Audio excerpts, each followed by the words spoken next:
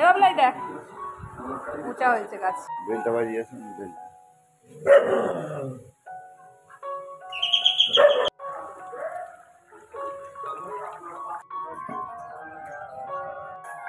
রাজপুর পরের গঙ্গার ঘাটে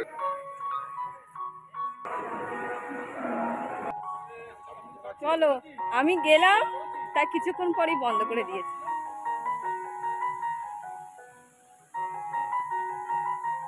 শুভ সকাল বন্ধুরা, তোমাদেরকে জানাই আমার চ্যানেলের পক্ষ থেকে অনেক অনেক ভালোবাসা এবং শুভেচ্ছা।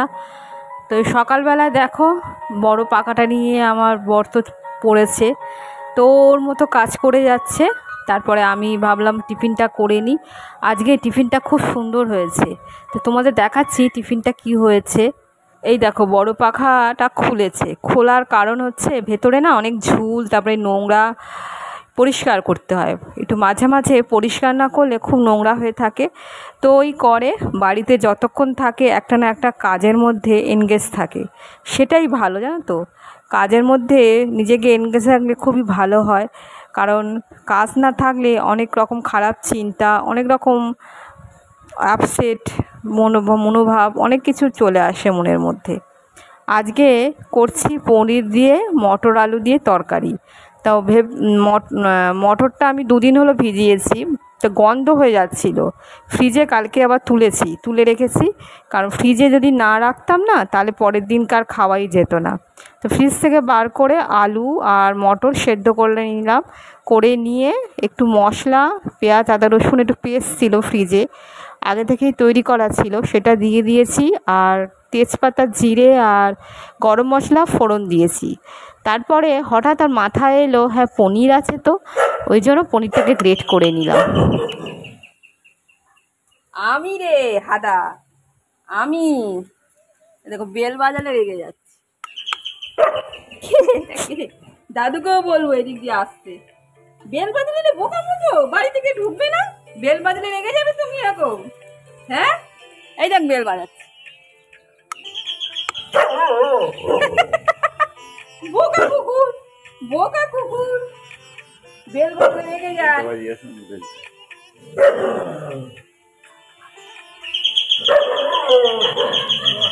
এই দেখো নতুন বেলের শব্দ শুনেছে, শুনে কি চিৎকার করছে, বুঝতেই পারছে না ওটা বেলের আওয়াজ। বাবাকেও শিখিয়ে দিয়েছিলাম, বাবাও ওই জন্য বাজাচ্ছে। তারপরে দেখো বাবা এলো, আমি বললাম যে তরকারিটা খেয়ে দেখো কেমন হয়েছে। আর খেতে এত সুন্দর হয়েছে, বুঝতে পারিনি পনির দিলে এত ভালো হবে খেতে। তো পনিরটাকে গ্রেট করে নিলাম। আর মটর আলুটা তো তোমরা এর আগে ব্লগটা দেখেছো, মটর আলুটা ছিল। তো মটর আলুটা ভেবেছিলাম চিকেন দিয়ে করব, তবে হঠাৎ ভালো না থাক, সকালবেলাটা এটাই করি। আর তারপরে বাবাকে একখানা রুটি দিয়েছি। তারপরে রুটিগুলো না বসিয়ে আর ওইখানে যাচ্ছি এইখানে যাচ্ছি, অন্যান্য কাজগুলো সারছি, রুটিগুলো পুড়ে যাচ্ছিলো। তাড়াতাড়ি এলাম, এসে রুটিগুলো উল্টে পাল্টে ভালো করে সেঁকে নিলাম। রুটিগুলো শেপ দেখো ট্যাড়া ব্যাকা হয়ে গেছে, আর আটাটা না খুব নরম করে মাখা হয়ে গেছে, সেজন্যই। তারপরে না রুটি করা হয়ে গেছে, এবার দই বসাবো। দুধটা গরম করে নিলাম। সাদা পাথর বাটিটার মধ্যে দম্বল আছে, তো এই দম্বলটার মধ্যে দুধটা ঢেলে দিলাম। ঈষদ উষ্ণ হালকা গরম দুধ হবে, খুব গরম হবে না। তো তারপরে দইটা দুপুরবেলার মধ্যে দইটা হয়ে যাবে, তারপরে আমি ফ্রিজে ঢুকিয়ে রাখবো। আর এই টক দই গরমের পক্ষে খুবই ভালো। আমার বর দুধ খেতে মানে সহ্য করতে পারে না, অম্বল, গ্যাস এইসব হয়, আর এই দইটা দিলে ও খেতে পারে। তারপরে দেখো জামা কাপড়গুলো সব অগোছালো হয়ে আছে, তার ভাবলাম যে এখনই করে নিই। জানো তো এরপরে অন্য কাজ করতে বসলে আর এইগুলো করা হবে না, তো এই ঘরটর ঝাড় দিয়ে এইগুলোই সেরে নেওয়াই ভালো। ঘর ঝাড় দেওয়া হয়ে গেছে, এইগুলো ভাঁজ করে নিয়ে তারপরে ঘরটা মুছে নেব।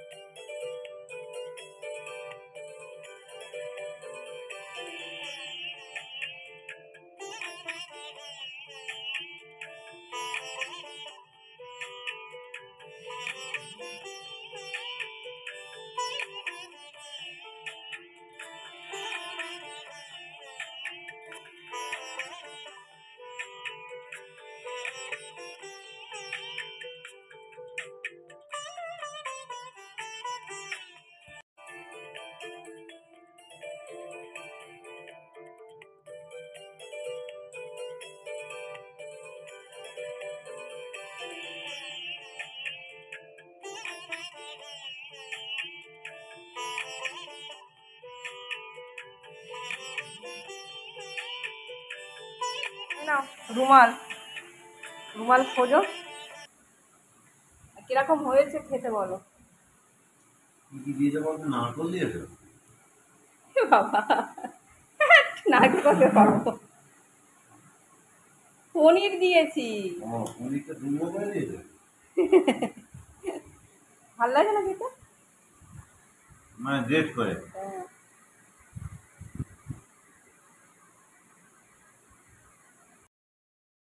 খুব খিদে পেয়েছিল, তো ও তো খেতে বেরিয়ে যাবে এক্ষুনি কাজে, তো ওর সঙ্গে আমিও খেয়ে নিলাম। আর খেতে এত ভালো লাগছিল না তরকারিটা, এরমভাবে আরেকবার করব। এবারে গ্রেট করে করব, তবে মটর আলু দিয়ে করব না, অন্যভাবে করব তরকারি, বেশ ভালোই লাগে খেতে।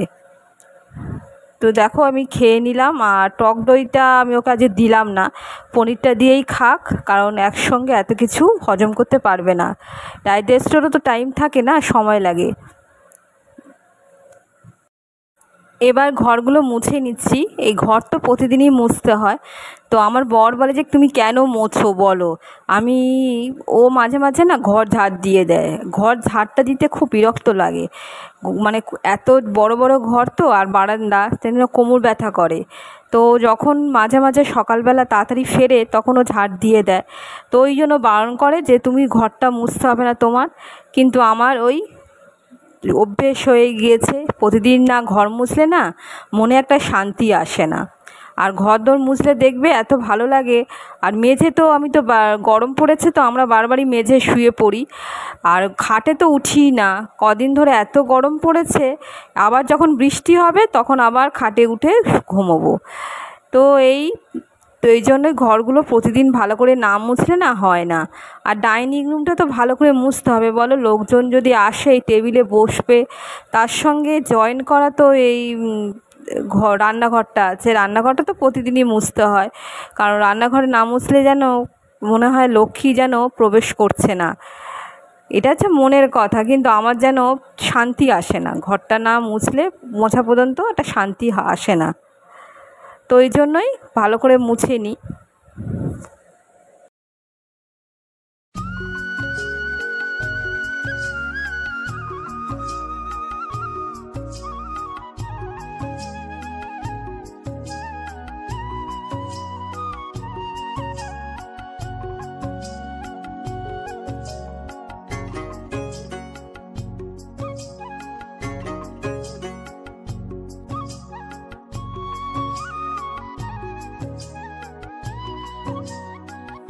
আজকে সকালবেলা সিঁড়িতে জল দেওয়া হয়নি, ধোয়া হয়নি আর কি, কিন্তু ঝাড় দেওয়ার পর আমি সাধারণত সিঁড়িতে জল দিয়ে এই পোটটা ধুয়ে দিই। আজকে দেওয়া হয়নি বলে আজকে ঘর মোছার পর এই পোটগুলো ধুয়ে দিলাম। আরে দেখো বাঘা কি নিশ্চিন্তে ঘুমোচ্ছে, পুরো বারান্দা জবে ভিজে, তো ওই জন্য আরাম লাগছে, পাখাটা চালিয়ে দেওয়া হয়েছে, এই জন্য ঘুমোচ্ছে। তারপরে স্নান করে চলে এলাম, এসে ভাত বসিয়ে দিয়েছি। আজকে হচ্ছে উচ্ছে ভেজেছি, উচ্ছেগুলো না লাল হয়ে যাচ্ছে আর পেকে যাচ্ছে, আর একটা মাত্রই উচ্ছে ছিল, সেটাই ভালো করে ভেজে নিলাম। ভেবেছিলাম করব না, কিন্তু তারপরে না ভাবলাম যে এই পটলগুলো করেই নিই, কারণ সেই যে বাজার করে এনেছিল না, পটলগুলো পেকে যাচ্ছে। তো আজকে যদি না করি না আর করা হবে না। তো সর্ষের ঝাল করেছিলাম পটল দিয়ে, তেলের মধ্যে কালো জিরে ফোড়ন দিয়েছি, তার মধ্যে পেঁয়াজ আদা রসুন অল্প একটুখানি বাটা ছিল, সেই বেটে রেখেছিলাম, সেই বাটাটাই অল্প সামান্য দিয়ে দিয়েছি। তারপরে ভালো করে কষিয়ে, আর তার মধ্যে নামানোর আগে সর্ষে আর পোস্ত বাটা ওর মধ্যে দিয়ে দিলাম, কাঁচা লঙ্কা উপর থেকে দিয়ে দিলাম। খেতে কি ভালো লেগেছিলো। এরকমভাবে টুকটাক এইগুলো করলে পটলে অনেক রকম রেসিপি করা যায়, অনেক কিছু হয় পটল দিয়ে, তো খেতে বেশ ভালোই লাগে। তো সর্ষেটা আমি খুবই কমই দিই, বেশিরভাগটাই পোস্ত, আর তাও পুরোটা দিইনি, দেখো একটুখানি দিলাম, দিয়ে নাড়িয়ে নিয়ে আবার একটু জল দিয়ে দিলাম, আর এই যে বাটাটা রেখে দিলাম। ওটা যদি অন্য কোনো তরকারি করি এরপরে, মানে আজকে না, তখন ওই মশলাটা দিয়ে দেব। এরপরে মাছের ঝাল বসাবো। তো 3 পিস তেলাপিয়া মাছ ছিল, সেটাই ভাবছি করে নেব। পাকাকে আজ আর মাছ দিইনি। দেখো চাটা গরম করে নিয়েছি, চা ওই তো অনেকবার এসে বলছে আমাকে চা গরম করে দাও, চাটা জন্য গরম করে নিলাম। চাটা গরমে গেছে, ভিডিও হচ্ছে, ভালো হচ্ছে। বাথরুমে শুয়ে আছে দেখো, খাপটি মেরে, আর হাত গরম হয়ে গেছে। আরে বাঘাকে স্নান করিয়ে দাও, 3টে বাজে চললো। গরম বাবা, স্নান করবি না? কি রে কেমন ঘুমোচ্ছে দেখেছো? গভীর ঘুমে ওই যাও, তাকাচ্ছে আবার। আয় দিকে আয়। ওই দেখো আসছে, ওই দেখো চলে আসছে, দেখো স্নান করবে বলেছে। খুঁড়ি খুঁড়িয়ে হাঁটছে, খুঁড়ি খুঁড়ে বাবার অবস্থা শুয়ে পড়েছে। ওই দেখো সত্যি খিদে পেয়েছে, দেখো ওঠো না ওঠো না, তারপর স্নানটা করিয়ে দাও, স্নান করিয়ে দাও। চলো চলো চলে এসো এদিকে। ওকে আর বলতে হচ্ছে না, এমনি চলে যাচ্ছে গরমের জন্য। ও স্নান করতে খুব ভালোবাসে। হ্যাঁ, কিন্তু এই স্নান করার পর এবার জলটা ঝাড়বে, পুরো ক্যামেরা চলে ঝেড়ে নিল। এখানে মাছের ঝোল করছি, এই তেলাপিয়া মাছ এনেছিল, এটা ভেজে নিয়ে এই ডুমো ডুমো করে আলু সেদ্ধ করেছি, সেদ্ধ করে মাছের ঝোল করবো। মাছটা ভেজে নিচ্ছি, ওই জন্য। 3খানা মাছ।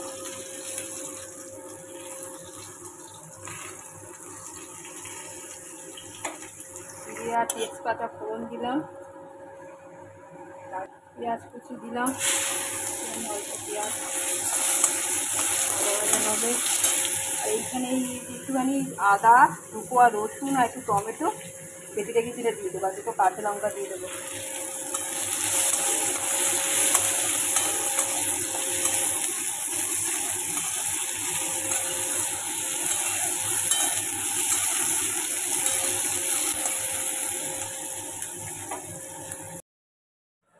তেলের মধ্যে পেঁয়াজটা যখন লাল হয়ে যাবে, তখন যে মশলাটা ছিল না যে দেখালাম, একটু অল্প আদা, একটুখানি রসুন, সেই বাটাটা এর মধ্যে দিয়ে দিয়েছি। আর টমেটো এর মধ্যে বাটা আছে, আর টক দই দিয়েছি, টক দই আর একটু সামান্য সর্ষে বাটা আর কাশ্মীরি লঙ্কার একটা পাইল আর জিরে গুঁড়ো সামান্য দিয়েছি, দিয়ে ভালো করে মিক্সড করে এর মধ্যে দিয়ে দিলাম।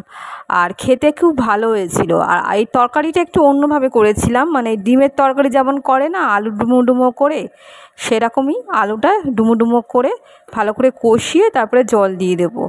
আর খেতে খুব ভালো হয়েছিল। এরকম মাখা মাখা তরকারি করলে তেলাপিয়া মাছের বেশ ভালোই লাগে। আর একটা করা যায় শুধু সমস্ত পেঁয়াজ আদা রসুন ছাড়া, সেটাও খেতে বেশ ভালো লাগে। তো এইটা খারাপ হয়নি খেতে।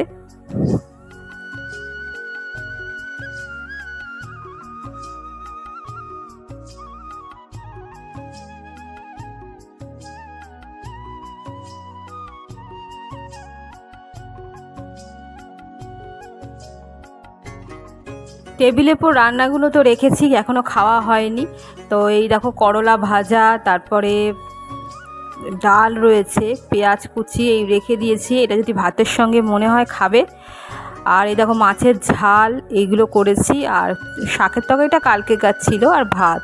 তো এইগুলো রেখে দিয়েছি। আর বাঘাকে একটু ডিমের কুসুম দিয়েছি, ও আবার সাদাটা খায় না, ডিমের কুসুমটা খেতে ভালোবাসে। তো সাদাটা ভাবছি আমি খেয়ে নেবো, আলাদা করে সরিয়ে রেখেছি।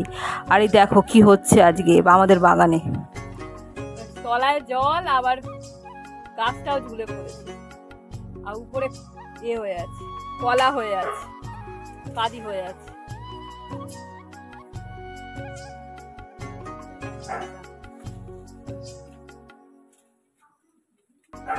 তা লাঠি নিয়ে এসছে, কি করবে জানি না, পাবে কিনা, হয়তো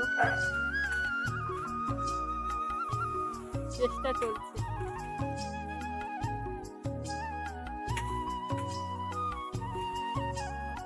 কদিন ধরেই না মোচাটা হয়ে আছে, তো এই পারবো ওই পারবো করে আর হচ্ছে না। আর এমনভাবে হয়েছে জানো তো, এটা পাড়াটা খুব ডিফিকাল্ট ব্যাপার, কারণ পুকুরের জল, তারপরে এটা কলা গাছ অন্য গাছ হলে চড়া যায়, এটা হচ্ছে নুয়ে পড়েছে।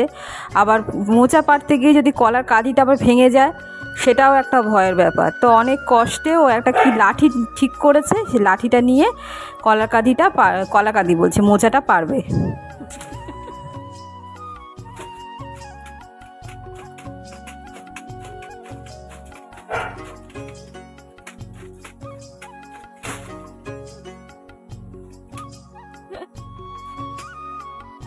কলা গাছে উঠ।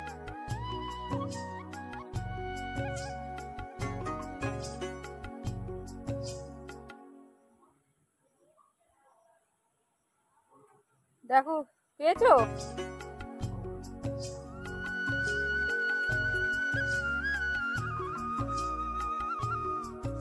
কলা মোচাটা পেয়েছে, যদি জল নেই বলে ওটা নেমে গেছে বলে ওই জন্য।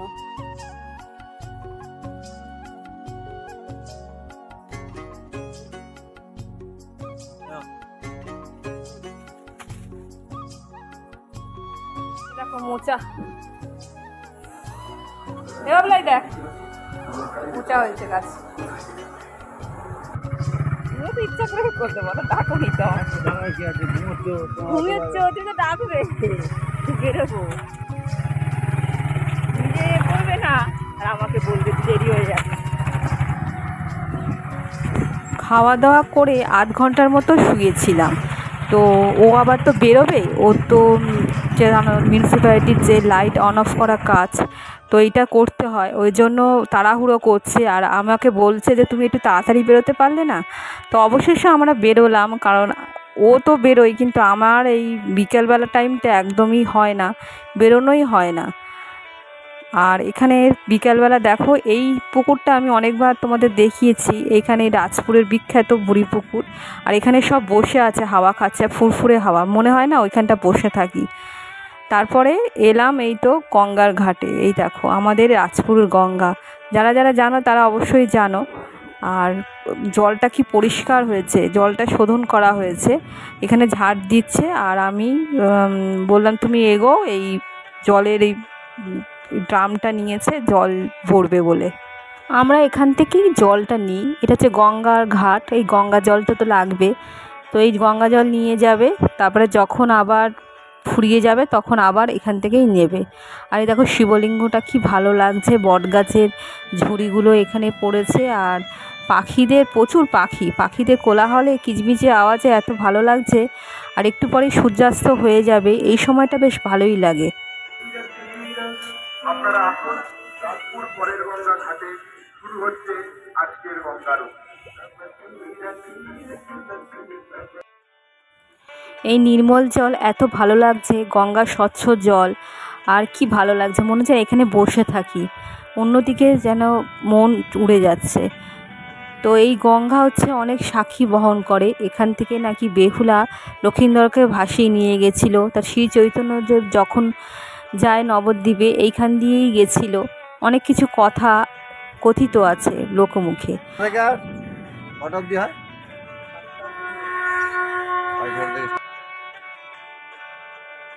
ওই যে লোকটা গেল, ওই বলে গেলেন যে এখানে গঙ্গা আরতি হয় প্রতিদিনই। তা ওই জন্য জিজ্ঞেস করলো কটা থেকে হয়, উনি বলেন যে 6:30 থেকে হয়।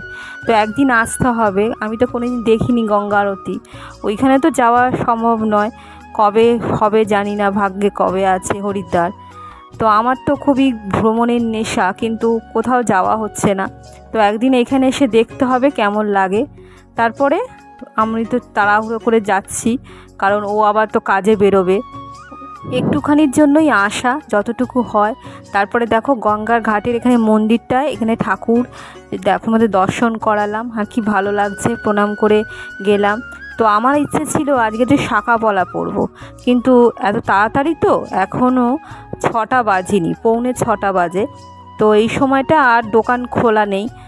তারপরে বুঝতে পারিনি জানো তো, আর একটা জায়গায় গেছি, কোথায় বলো তো, আজকে বিপত্তায়নী বাড়িতে, রাজপুরের বিখ্যাত জাগ্রত বিপত্তায়নী বাড়ি।